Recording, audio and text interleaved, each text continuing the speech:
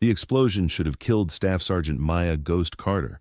Instead, she crawled from the burning wreckage with blood in her eyes and revenge in her heart. What happened next became legend in sniper circles worldwide, the longest confirmed kill shot in modern warfare history, made by a woman they all thought was dead. Meet Maya Carter, 26 years old, auburn hair usually braided tight, steel gray eyes that could calculate wind drift at 2,000 meters without a scope. For 18 months, she had served as the designated marksman for Alpha Squad, 2nd Battalion, 82nd Airborne Division.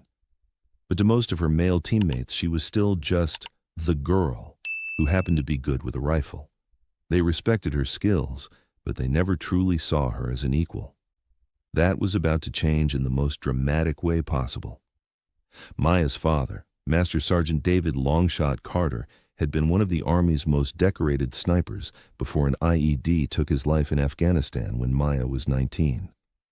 Every weekend of her childhood, he had taken her to remote ranges where he taught her everything about precision shooting, breath control, ballistic calculations, wind reading, and most importantly, the mental discipline required to take a life from impossible distances. "A sniper isn't just someone who can shoot straight, baby girl," he would tell her as they practiced at dawn.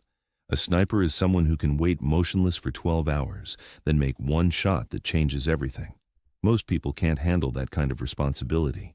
But you have the patience of stone and the eyes of an eagle." Maya's childhood had been unconventional by any standard.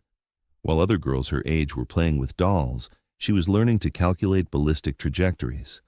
By age 12, she could field strip and reassemble any military rifle blindfolded. At 14, she was making consistent hits at 1,000 meters with her father's custom .308 Winchester. Her high school classmates never knew that the quiet girl in their chemistry class could outshoot most police snipers. The training wasn't just about shooting. Her father had taught her patience through hours-long observation exercises where she would lie motionless in camouflaged positions, watching for specific targets. He taught her fieldcraft through camping trips that were actually advanced reconnaissance training. Most importantly, he taught her the psychological aspects of precision shooting, how to remain calm under pressure, how to make life-or-death decisions in split seconds, and how to live with the consequences of taking human life. "The hardest part isn't making the shot, Maya," he would explain during their evening discussions about ethics and warfare. "The hardest part is knowing when to take it and being able to sleep at night after you do. A true sniper protects life by taking life. That's a burden that requires exceptional mental strength." After his death, Maya enlisted with one goal: to honor his memory by becoming the deadliest sniper the Army had ever seen. But military bureaucracy and old-fashioned attitudes had other plans. Despite scoring perfect marks in sniper school and outperforming every male candidate in her class, she was assigned to regular infantry units and treated as additional firepower rather than a true precision marksman. Her performance in advanced marksmanship training had been nothing short of extraordinary. She achieved the highest scores in the history of the Army Marksmanship Unit, setting new records for accuracy at extended ranges. Her instructors recommended her for immediate assignment to Special Operations units, but those recommendations were consistently overruled by senior officers who believed that frontline sniper positions should be reserved for men. "Carter has the skills," one colonel had written in her evaluation, "but lacks the physical presence and psychological toughness required for extended combat operations in hostile territory." The irony wasn't lost on Maya. The same psychological toughness that these officers doubted was exactly what her father had spent years developing in her. She had the mental discipline to remain motionless in a hide for 16 hours straight, the emotional control to make precision shots while under intense pressure, and the tactical intelligence to plan complex stalking approaches through enemy territory. Her current assignment with Alpha Squad was supposed to be different. Captain Marcus Webb, the squad leader, had specifically requested a designated marksman for their high-risk operations in the mountains of Afghanistan. But even Webb, who respected her abilities, still saw her as backup rather than primary sniper support. "Carter's good," he would tell other officers. But when things get really bad, you want someone with more physical presence, handling the long shots. Maya endured the subtle dismissals and patronizing comments in silence, knowing that eventually her skills would speak louder than their prejudices. She just never imagined the opportunity would come at such a terrible cost. The weeks leading up to the mission had been particularly challenging. Intelligence reports indicated increased enemy activity in their area of operations, with sophisticated ambush tactics being employed against coalition forces. Maya had analyzed enemy sniper patterns and identified several high-probability positions that hostile marksmen might use. She had prepared detailed range cards and wind charts for dozens of potential engagement scenarios, work that went largely unnoticed by her squad mates who saw her preparation as excessive. "You worry too much, Carter," Sergeant Vasquez had told her the night before the mission. "It's just recon. We'll be in and out before anyone knows we're there." But Maya's father had taught her that the most dangerous missions were often the ones that seemed routine. "Complacency kills more soldiers than enemy bullets," he used to say. "When everyone else is relaxed, that's when you need to be most alert." The mission had started as routine reconnaissance. Intelligence reports indicated enemy movement in the Hindu Kush Mountains, and Alpha Squad was tasked with confirming hostile positions and calling in air support if necessary. 9 soldiers, including Maya, were inserted via helicopter at dawn on a rocky outcrop overlooking the valley floor. Captain Webb positioned the squad in a defensive formation among the boulders, with Maya taking overwatch position about 50 meters upslope with her M24 sniper weapon system. The plan was simple: observe, report, and extract. No direct engagement unless absolutely necessary. For 6 hours, they watched enemy fighters moving supplies through the valley below. Maya counted at least 30 hostiles, all heavily armed, some carrying what appeared to be advanced weaponry. Through her scope, she could see faces clearly at 800 meters, close enough to take precision shots, but orders were to maintain concealment and gather intelligence only. "Ghost, you seeing what I'm seeing down there?" Webb's voice crackled through her radio headset. "Confirmed, Captain. Multiple hostiles, estimated 3-0, moving supplies northeast toward suspected weapons cache. I have clear shots on leadership targets if required." "Negative, Ghost.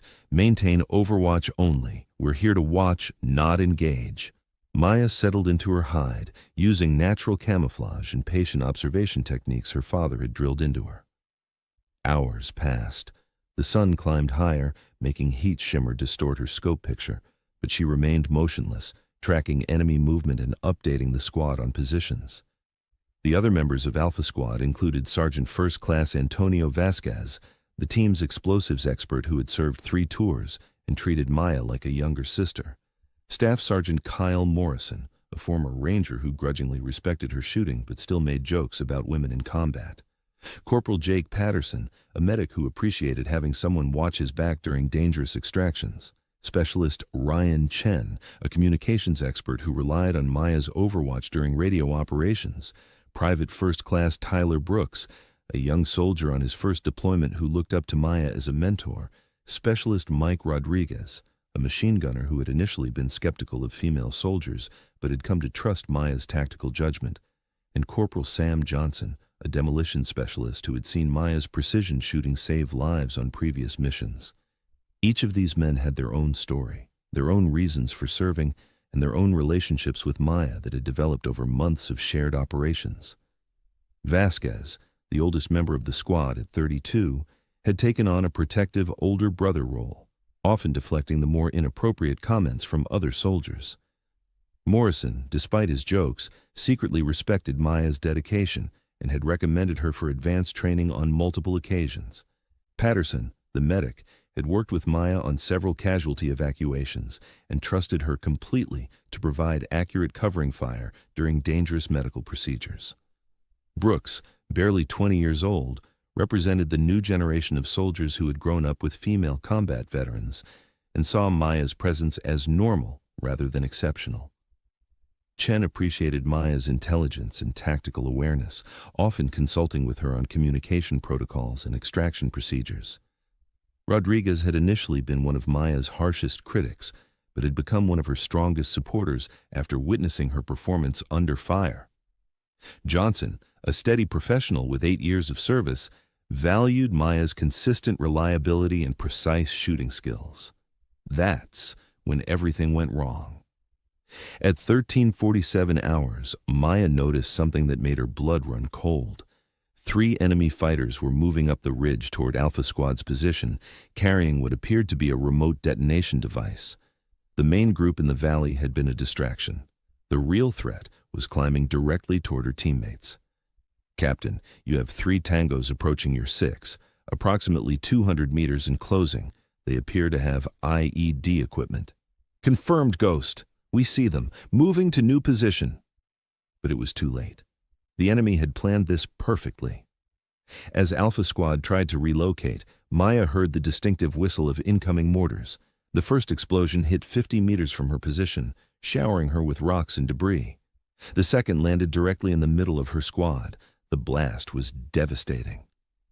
Through her scope, Maya watched in horror as the explosion consumed the area where her 8 teammates had been positioned. Smoke and dust obscured everything. Secondary explosions from ammunition cook-off created a hellish landscape of fire and destruction. "Alpha Squad, report! Captain Webb, come in!" Maya's radio calls met only static and the echo of her own voice across the mountainside. The silence that followed was deafening.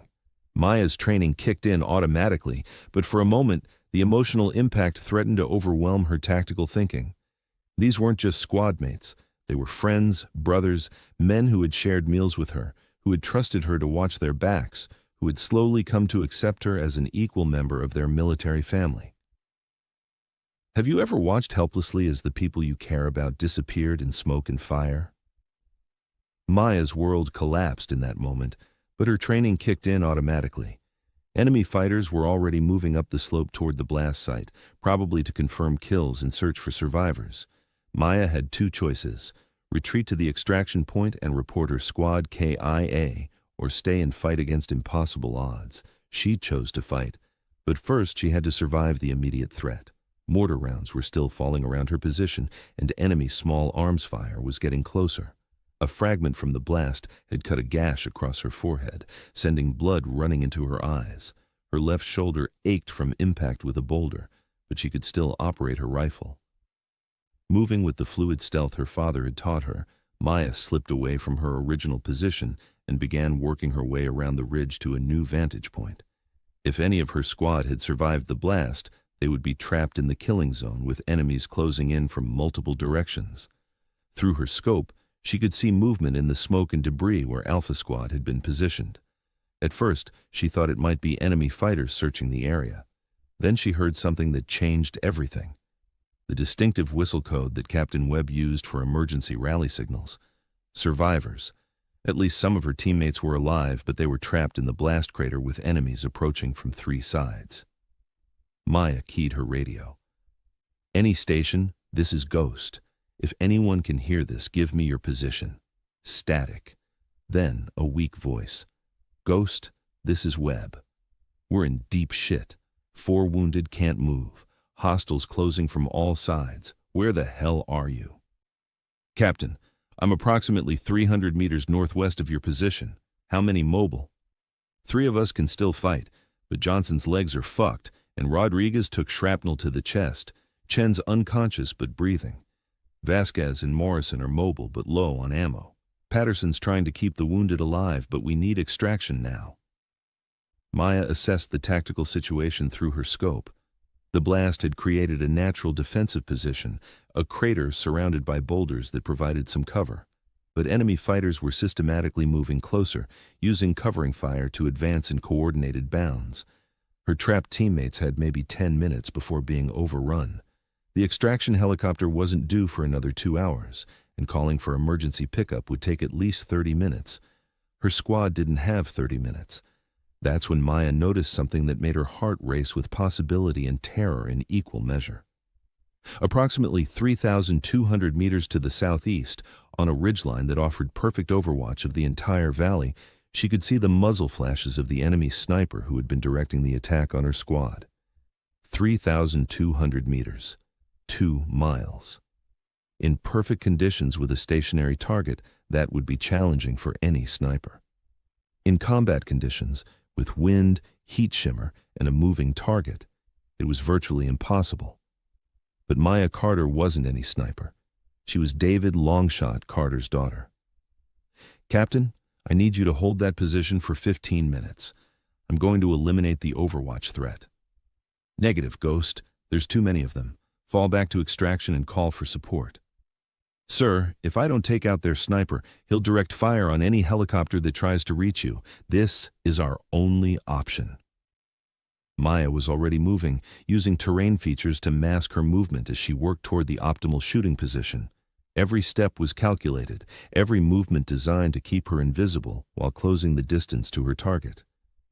Finding the right shooting position took 12 precious minutes. She needed elevation, clear line of sight, and natural wind protection.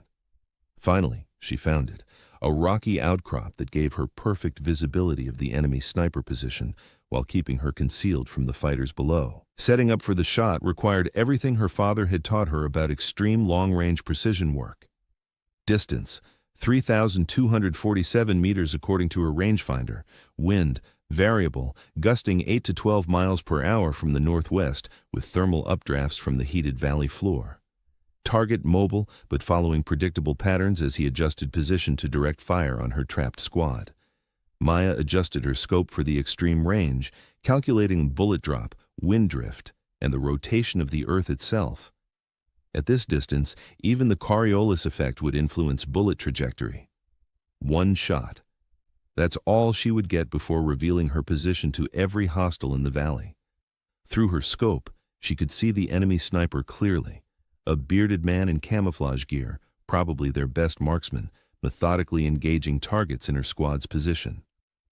As she watched, he fired again, and she heard Captain Webb scream over the radio, "Johnson's hit again. We need that sniper down now." Maya could hear the desperation in her captain's voice. Johnson, the young demolition specialist who had always treated her with respect, was bleeding out in that crater. Vasquez, who called her "little sister," was probably using his own body to shield the wounded. Morrison, despite his jokes about women in combat, had saved her life twice on previous missions. Maya controlled her breathing, feeling her heart rate slow to the rhythm her father had trained into her. The crosshairs settled on the enemy sniper's center mass. She exhaled half her breath and held it, finger applying steady pressure to the trigger. "When everything depends on one shot, baby girl," her father's voice whispered in her memory, "trust your training and let the rifle do what it was born to do." The M24 fired. For what felt like an eternity, Maya tracked the bullet's invisible path through her scope. At extreme range, there's always a moment of uncertainty. Did the shot connect, or did physics and chaos conspire to send it wide? Then she saw him fall. 3,247 meters, the longest confirmed sniper kill in modern warfare history, made by a woman who was supposed to be dead to save teammates who thought she was just additional firepower. But Maya wasn't finished. With their Overwatch eliminated, the enemy fighters below began to lose coordination. She could see confusion in their movements as they tried to locate the threat that had just eliminated their best asset. Moving to a new position to avoid counter-sniper fire, Maya began systematically engaging the fighters closest to her trapped squad. One shot, one kill, another position change, another perfect shot. She was no longer Staff Sergeant Carter providing supporting fire. She was Ghost, the invisible predator her father had trained her to become. "Ghost, whatever you're doing, keep doing it." Webb's voice carried relief and amazement. "Hostiles are pulling back from our position."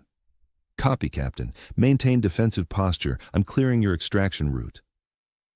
For the next 20 minutes, Maya fought a one-woman war against an entire enemy force. Using superior positioning, precision shooting, and movement techniques that made her practically invisible, she eliminated 17 hostile fighters and forced the rest to retreat to positions where they couldn't threaten her squad. Each shot was calculated, each movement planned, each decision made with the cold precision that her father had trained into her. She wasn't just shooting targets, She was systematically dismantling an enemy force that had trapped her friends. The emotional weight of seeing her squad nearly destroyed had been transformed into focused, lethal energy. When the extraction helicopter finally arrived, it found Alpha Squad alive in their defensive position and Maya Carter calmly providing overwatch from a ridge that should have been impossible to reach undetected.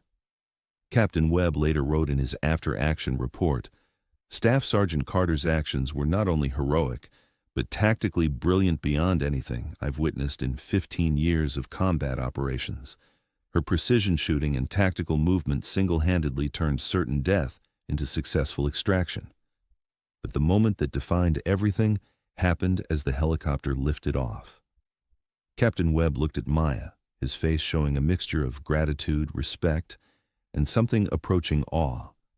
"Carter, that shot you made, what was the range?" 3,247 meters, sir." The helicopter fell silent except for rotor noise. Every soldier aboard understood they had just witnessed something that would become legend. "How the hell did you learn to shoot like that?" Maya touched the small photo of her father that she carried in her chest pocket. "From the best sniper who ever lived, sir. He always said I'd know when the moment came to prove myself." Sergeant Vasquez, his arm in a sling but alive, looked at Maya with new understanding. "You saved our lives, Hermana, every single one of us." Morrison, the former ranger who had made countless jokes about women in combat, simply nodded and said, "I'll never doubt a female soldier again. What you did out there, that was pure warrior." Patterson, the medic who had kept the wounded alive during the firefight, added, "I've seen a lot of heroes in my time, Carter. What you did today puts you at the top of that list." Brooks, the young soldier who had looked up to Maya as a mentor, said quietly, "I want to learn to shoot like that. Will you teach me?" Chen, still weak from his injuries but conscious, managed to smile. "Next time someone questions whether women belong in combat, I'm going to tell them about Ghost Carter and her 3,247-meter shot." 6 months later, Maya Carter graduated from the Army's Advanced Sniper Course with the highest scores ever recorded. Her 3,247-meter shot became a case study taught to special operations snipers worldwide. But more importantly, she never again heard anyone refer to her as just additional firepower. The Army created a new position for her, Chief Instructor of Advanced Marksmanship, a role that had never been held by a woman. Maya used the position to train the next generation of snipers, both male and female, ensuring that skill and precision would always matter more than assumptions and prejudice. Have you ever had a moment when you had to prove not just your skills, but your right to be taken seriously? Maya's story reminds us that sometimes the most dangerous assumptions are the ones we make about the quiet professional in the corner. The explosion that was supposed to kill her instead revealed what she truly was, not just a good soldier, not just a capable marksman, but one of the deadliest precision shooters in military history. Her father would have been proud. Today, Sergeant Major Maya Ghost Carter runs the Army's premier sniper training program. On the wall of her office hangs a photo of that fateful day in Afghanistan with a simple inscription, 3,247 meters, when one impossible shot changed everything. And every morning, she starts her classes the same way her father started hers. A sniper isn't just someone who can shoot straight. A sniper is someone who can make one shot that changes everything. Today, we're going to find out who among you has that kind of precision under pressure. If you believe that true skill reveals itself when everything is on the line, share this story. Because somewhere, someone is still being underestimated, not knowing that their moment to prove themselves is coming. Maya Carter didn't just survive that explosion. She emerged from it as the sniper she was always meant to be. Sometimes our greatest moments come disguised as our worst